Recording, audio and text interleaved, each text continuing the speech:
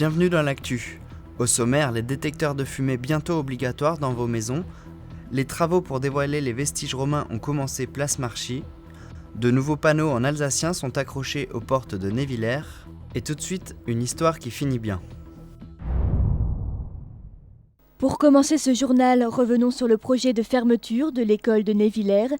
Face à la mobilisation des parents d'élèves, l'inspection académique a accepté de revenir sur sa décision. L'école restera donc ouverte pour la rentrée 2010. Donc viens à notre école. Tous les logements devront être équipés de détecteurs avertisseurs autonomes de fumée d'ici 5 ans. Dans bien d'autres pays, cette obligation a fait ses preuves. Le Sénat a donc voté le 25 février cette loi qui devrait réduire de moitié les 800 décès par incendie déplorés chaque année. Si la plupart des incendies ont lieu le jour, les incendies de nuit surprennent les victimes et causent la majeure partie du nombre des décès. Il est donc nécessaire d'avoir cet appareil pour réveiller les victimes potentielles.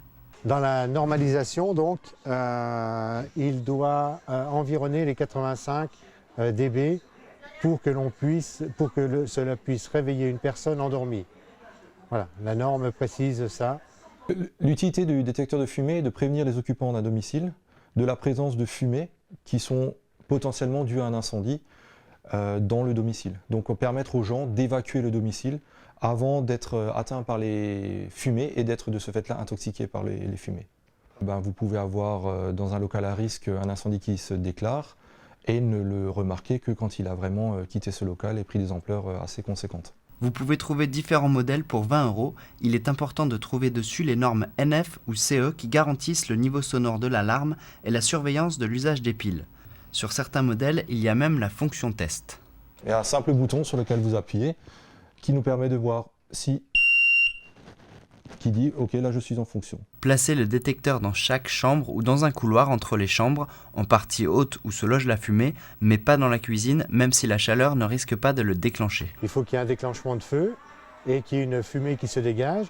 Par exemple, si un détecteur se place juste au-dessus des flammes, il ne se déclenchera pas par la chaleur. Il va se déclencher par l'opacité de l'air. Ces détecteurs sauvent des vies et à ce titre, ils ne coûtent rien. Après le réaménagement urbain de l'avenue Foch et du parking de la place Marchy, place à un tout autre chantier, la mise en valeur des vestiges romains dont les fouilles ont été réalisées au début des années 90.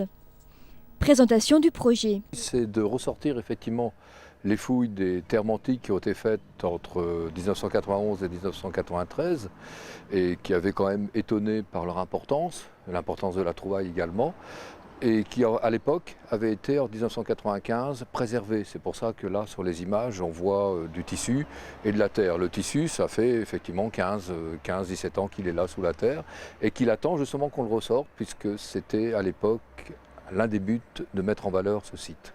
À cet emplacement, comme en témoigne cette maquette de la Maison de l'Archéologie, se trouve un site thermal de taille relativement importante. Sa surface correspond au tiers de l'ancien parking. Sa période d'activité s'échelonne entre le 2e et le 4e siècle. Salle du bain chaud, du bain tiède ou du bain froid, système de chauffage au sol, on retrouve ici les principaux éléments d'architecture des établissements thermals de l'époque.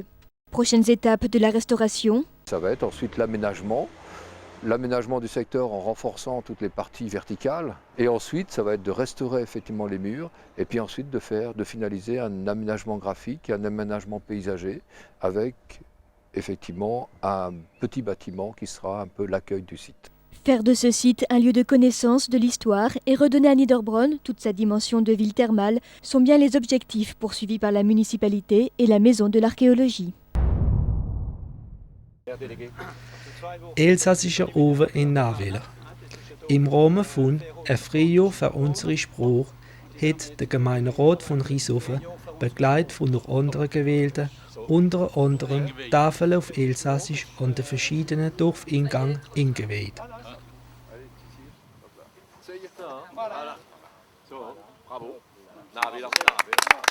Also von Névillers haben wir 5 Ingang.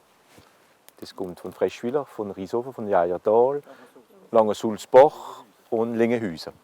Da haben wir 5 Mal dasselbe Tafel Névillers angebracht. Fast so viel wie Rieshofen.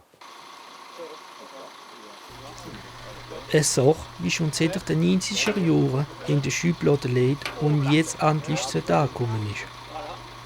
Haben wir jetzt gedacht, wieso haben wir schon ziemlich der Kirche gemacht, machen wir jetzt auch nach wieder. Und auch für die neue Generation, dass sie auch noch wissen.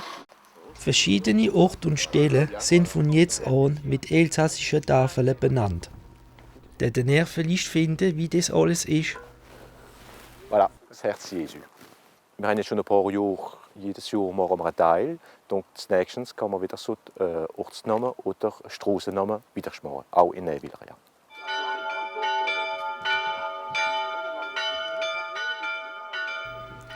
In der Wolfershofer Kapelle sind alle oben zur Erneuerung und Modernisierung vom Glockenlieder elsässische Lieder und Gedichte gesungen und aufgesagt worden.